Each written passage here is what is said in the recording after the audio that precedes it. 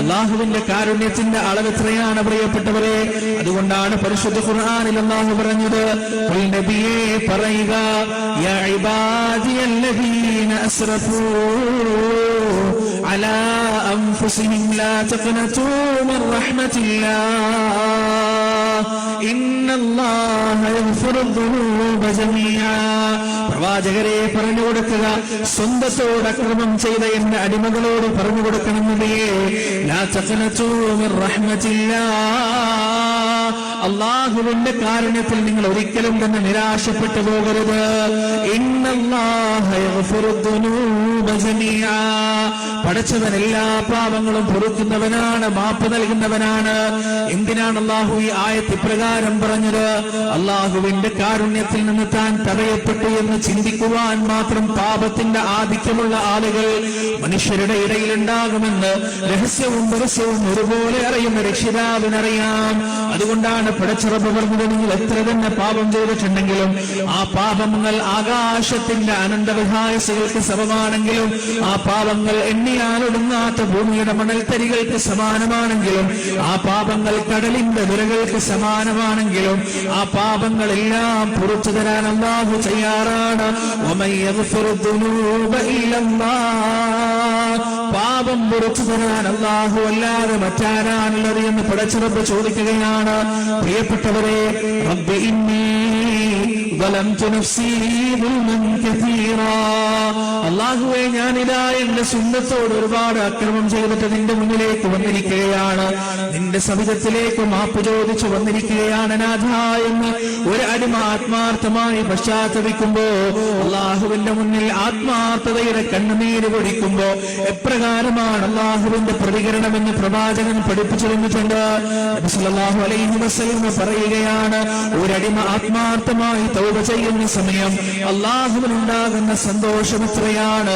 മരുഭൂമിയുടെ മധ്യത്തിൽ വെച്ചൊരു മനുഷ്യന്റെ ഒട്ടകം നഷ്ടപ്പെട്ടു പോകുകയാണ്. ആ ഒട്ടകം നഷ്ടപ്പെട്ടത് കാരണം അയാൾക്ക് തിരിച്ചു വീട്ടിലെത്താൻ കഴിയാതെ, നാട്ടിലെത്താൻ കഴിയാതെ അയാളെ ബുദ്ധിമുട്ടുകയാണ്, പ്രയാസപ്പെടുകയാണ്. ആ മരുഭൂമിയുടെ കനത്ത ചൂടിൽ, തീ പൊള്ളുന്ന ചൂടിൽ തന്റെ ശരീരത്തിലെ ജലാംശം മുഴുവൻ നഷ്ടപ്പെട്ടുകൊണ്ട് ആ മരുഭൂമിയുടെ മണലാരണ്യത്തിൽ മരിച്ചു വീഴുമെന്ന് ഉറപ്പിച്ച ആ മനുഷ്യന്റെ അടുത്തേക്ക് ആ ഒട്ടകമത അനുസരണയോടെ തിരിച്ചു വരുന്നു. ആ സമയം ആ മനുഷ്യന്റെ ഹൃദയത്തിൽ ഉണ്ടാകുന്ന സന്തോഷം എത്രയാണ്, ആ മനുഷ്യന്റെ ആഹ്ലാദം എത്രയാണ്, അതിനേക്കാൾ എത്രയോ വലുതാണ് പാപഭംഗിലമായ ജീവിതയാത്രക്കൊടുവിൽ അവസാനം അല്ലാഹുവിനെ മനസ്സിലാക്കിക്കൊണ്ട് തിരിച്ചു വരുന്ന ഒരു മനുഷ്യൻ തൗബയുടെ വാക്കുകൾ പറയുന്ന സമയത്ത് അല്ലാഹുവിനുണ്ടാകുന്ന സന്തോഷം അതിനേക്കാൾ വലുതാണെന്ന് പടച്ചിറപ്പ് നമുക്ക് പഠിപ്പിച്ചു തരികയാണ്. പ്രിയപ്പെട്ടവരെ, സ്നേഹവായ്പോടുകൂടിയുള്ള അല്ലാഹുവിന്റെ വാക്കുകൾ പരിശുദ്ധ ഖുർആനിൽ അങ്ങോളം ഇങ്ങോളം നമുക്ക് കാണാൻ കഴിയുമെന്ന് പറയുകയാണ്. വഇദാ സഅലക ഇബാദി അന്നി ഫഇന്നി ഖരീബ് ഉജീബു ദഅവതദ് ദാഇ ഇദാ ദഅാൻ. നബിയേ, എന്റെ അടിമകൾ എന്നെ കുറിച്ച് താങ്കളോട് ചോദിക്കുമ്പോൾ പറഞ്ഞു കൊടുക്കണം, ഫഇന്നി ഖരീബ്, ഞാൻ സമീപസ്ഥനാണ്. ഉജീബു ദഅവതദ് ദാഇ ഇദാ ദഅാൻ, ആഗ്രഹിക്കുന്നവൻ, ആവശ്യമുള്ളവൻ ആവശ്യം ഉന്നയിച്ചുകൊണ്ട് ചോദിക്കുന്ന സമയം അവന്റെ ചോദ്യങ്ങൾക്ക് മറുപടി നൽകുന്നവനാണ്, ഉത്തരം നൽകുന്നവനാണ് ഞാൻ. അമ്മൻ യുജീബുൽ മുൽതറ ഇദാ ദഅാ ഫയക്ഷിഫു السوء ويجعل لكم خلفاء الأرض أإله مع الله. അല്ലയോ ഗതികെട്ടവരെ, ഗതികെട്ടുകൊണ്ട് നിങ്ങൾ ചോദിക്കുമ്പോ, വേദനയോടെ നിങ്ങൾ ചോദിക്കുമ്പോ, പ്രയാസത്തോടെ നിങ്ങൾ ചോദിക്കുമ്പോ, നിങ്ങളുടെ തേട്ടങ്ങൾക്ക് മറുപടി നൽകുന്നവൻ അല്ലാഹു അല്ലാതെ മറ്റാരാണ്?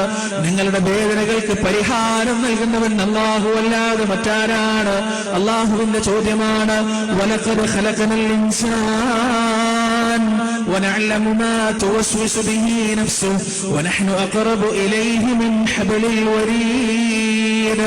നാമാണ് മനുഷ്യനെ പഠിച്ചത്, അവന്റെ ഹൃദയത്തിന്റെ അന്തരാളങ്ങളിൽ ഉണ്ടാകുന്ന ചെറിയ ചെറിയ മുറുമുറുപ്പുകളും അവന്റെ ദീനരോധനങ്ങളുമെല്ലാം അറിയുന്നവൻ നാം തന്നെയാണ്. അവന്റെ കണ്ടനാടിയേക്കാളടുത്ത് അവനോട് ഏറ്റവും അടുത്ത് നിൽക്കുന്നവൻ, അവന്റെ ചുരുപ്പിന്റെ വാറിനേക്കാൾ, അവന്റെ വസ്ത്രത്തിന്റെ കോളറയേക്കാൾ അവനോടടുത്ത് നിൽക്കുന്നവൻ ഞാൻ തന്നെയാണെന്ന് അല്ലാഹു പറയുന്നു.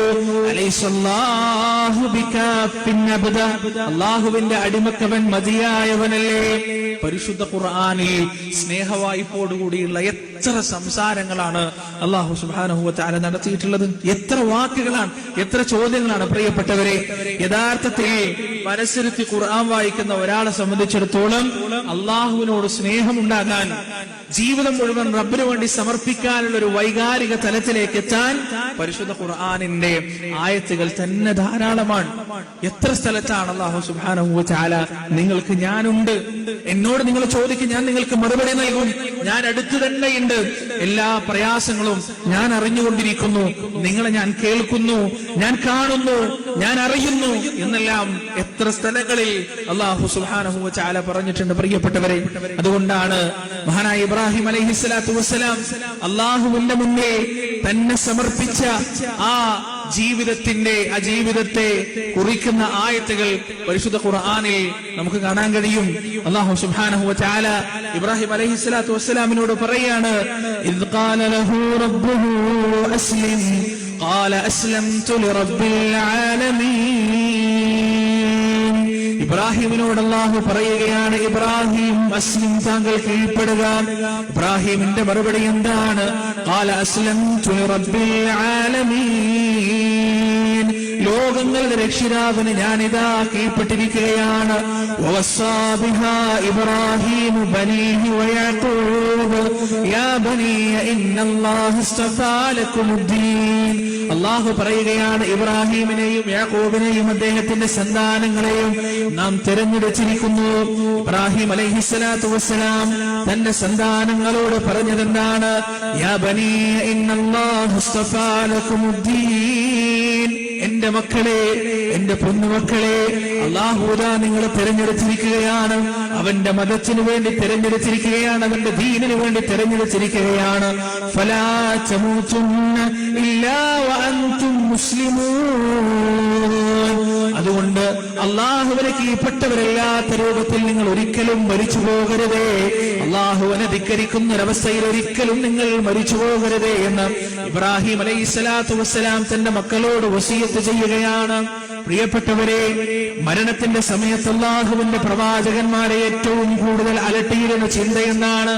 പല ആളുകൾക്കും പല ചിന്തയാണ് ഉണ്ടാകുക, പല കാര്യങ്ങളെ കുറിച്ചാണ് ഓർമ്മയുണ്ടാവുക.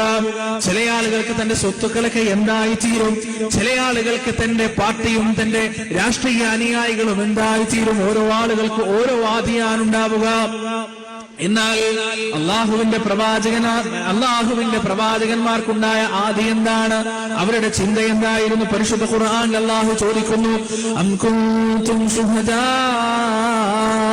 ഇദ് ഹദറ യഅഖൂബൽ മൗത്ത് إذ قال لبنيه ما تعبدون من بعدي قالوا نعبد إلهك وإله آبائك إبراهيم وإسماعيل وإسحاق إلها واحدا ونحن له مسلمون.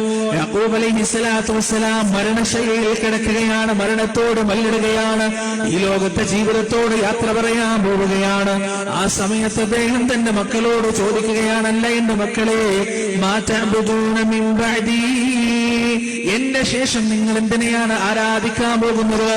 ആരെയാണ് നിങ്ങൾ എന്റെ ശേഷം, എന്റെ കാലശേഷം ആരാധിക്കാൻ പോകുന്നത്? ആ മക്കളതാ മറുപടി പറയുകയാണ്, നഅബുദു ഇലാഹക വ ഇലാഹ ആബായിക ഇബ്രാഹീമ വ ഇസ്മാഈല വ ഇസ്ഹാഖ ഇലാഹൻ വാഹിദാ. ഞങ്ങളുടെ വാപ്പ, അങ്ങയുടെ പിതാവിന്റെയും അങ്ങയുടെയും ഇലാഹായ ഇബ്രാഹീമിന്റെയും ഇസ്ഹാഖിന്റെയും ഇസ്മാഈലിന്റെയും അലൈഹിസ്സലാത്തു വസ്സലാം, അങ്ങയുടെ പൂർവ്വപിതാക്കളുടെയും ഇലാഹായ ഏക ഇലാഹായ അല്ലാഹുവിനെ മാത്രമാണ് നിങ്ങൾ ആരാധിക്കാൻ പോകുന്നത്. വനഹ്നു ലഹു മുസ്ലിമൂൻ, ഞങ്ങൾ എന്നും അവനെ കീഴ്പ്പെട്ടവരുമായിരിക്കുമെന്ന് യാക്കൂബ് അലൈഹിസ്സലാത്തു വസ്സലാമിന്റെ സന്താനങ്ങൾ മരണക്കിടക്കയിൽ കിടക്കുന്ന അദ്ദേഹത്തിന് മറുപടി നൽകുകയാണ്. പ്രിയപ്പെട്ടവരെ, എല്ലാ പ്രവാചകന്മാരുടെയും ചരിത്രം എടുത്തു നോക്കുമ്പോൾ അവരുടെ ജീവിതം, അവരുടെ മരണം, അവരുടെ സംസാരം, അവരുടെ ഇരുത്തം, അവരുടെ നടച്ചമെല്ലാം അള്ളാഹുവിന്റെ മുന്നിൽ സമർപ്പിക്കപ്പെട്ടതാണ്, പടച്ചറപ്പിന് വേണ്ടി സമർപ്പിക്കപ്പെട്ടതാണ്. അവരുടെ ജീവിതത്തിൽ എന്തൊക്കെ പ്രയാസങ്ങളുണ്ടെങ്കിലും എന്തൊക്കെ ബുദ്ധിമുട്ടുകളുണ്ടെങ്കിലും അതെല്ലാം അവർ പറഞ്ഞിരിക്കുന്നത് അള്ളാഹുവിനോട് മാത്രമാണ്, പടച്ചറപ്പിനോട് മാത്രമാണ്.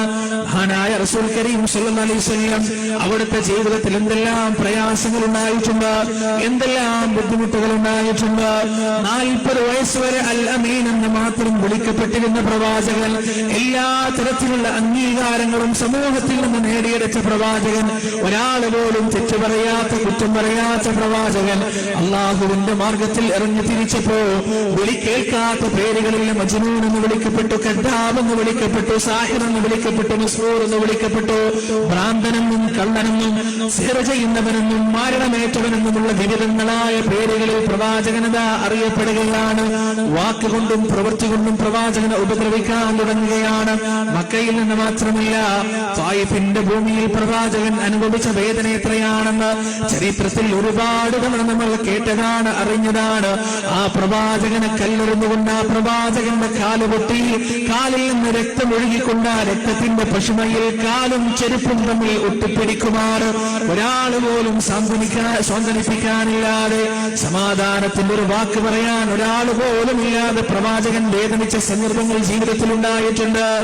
ആ പ്രവാചകൻ അവിടെ വെച്ച് പറയുകയാണ്, അല്ലാഹുമ്മ ഇന്നി അശ്കൂ ഇലൈക, അല്ലാഹുവേ ഞാനിതാ നിന്നിലേക്ക് പരാതി പറയുകയാണ്, ദഅഫ ഖുവതി, എന്റെ കഴിവുകേടിനെ കുറിച്ച്, വഖില്ലത ഹീലതി, എന്റെ തന്ത്രക്കുറവിനെ പറ്റി, വഹവാനി അലന്നാസ്, ജനങ്ങൾ എന്റെ നേരെ കാണിക്കുന്ന ഈ അവഗണനയെ കുറിച്ച് അല്ലാഹുവേ ഞാനിതാ നിന്നോട് ആവലാതി പറയുകയാണ്, നിന്നോട് പരാതി പറയുകയാണെന്ന് അല്ലാഹുവിന്റെ പ്രവാചകൻ വിസ്നത്തോട് ദുആ നടത്തിയ സന്ദർഭം, ആ പ്രവാചകന്റെ മുന്നിലേക്ക് പർവ്വതങ്ങളെ കാക്കുന്ന മലക്ക് വരികയാണ്. എന്നിട്ട് ആ മലക്ക് അള്ളാഹുവിന്റെ കൽപ്പന പ്രകാരം പറയുകയാണ്, അല്ലയോ പ്രവാചകരെ, താങ്കൾ ഒന്ന് കൽപ്പിക്കുകയാണെങ്കിൽ, സമ്മതം മൂളുകയാണെങ്കിൽ, ഈ 2 പർവ്വതങ്ങൾക്കിടയിലിട്ടുകൊണ്ട് താങ്കളെ കളിയാക്കിയ, പരിഹസിച്ച, അപഹസിച്ച, അവഗണിച്ച, തള്ളിക്കളഞ്ഞ വികാരികളായ ഈ ജനതയെ ശേഷം നശിപ്പിച്ചു കളയാൻ അള്ളാഹുവിന്റെ കൽപ്പനയുണ്ട്. ആ സമയം അള്ളാഹുവിന്റെ റസൂല് പറയുകയാണ്, യാ റബ്ബി, ഇവരെ നശിപ്പിക്കാൻ ഞാൻ ഒരിക്കലും ഇഷ്ടപ്പെടുന്നില്ല, മറിച്ച് ഞാൻ ആഗ്രഹിച്ചു പോകുകയാണ് അവരുടെ മുതുകുകളിൽ നിന്ന് നിന്നെ മാത്രം ആരാധിക്കുന്ന, നിന്നോട് മാത്രം സഹായം ചെയ്യുന്ന, നിന്നിൽ പങ്കുചേർക്കാത്ത ഒരു ജനവിഭാഗത്തെ നീ ഉണ്ടാക്കുമെന്ന് ഞാനിതാ പ്രതീക്ഷിക്കുകയാണ്. പ്രിയപ്പെട്ടവരെ, സ്വന്തം ശരീരത്തിൽ മുറിവുകളേറ്റിട്ടും സ്വന്തം അവഗണന നേരിട്ടിട്ടും അള്ളാഹുവിനെ മാത്രം ആരാധിക്കുന്ന ഒരു ജനവിഭാഗം ഇവിടെ ഉണ്ടാകുന്നതാണ് എനിക്ക് ഏറ്റവും കൂടുതൽ താല്പര്യമുള്ള വിഷയമെന്ന് അല്ലാഹുവിന്റെ റസൂൽ പറയണമെങ്കിൽ എത്രത്തോളം അള്ളാഹുവിന്റെ മുന്നിൽ ആ ജീവിതം സമർപ്പിക്കപ്പെട്ടിട്ടുണ്ട്. നിങ്ങളൊന്ന് ആലോചിച്ച് നോക്കൂ. സുബ്ഹാനല്ലാഹ്.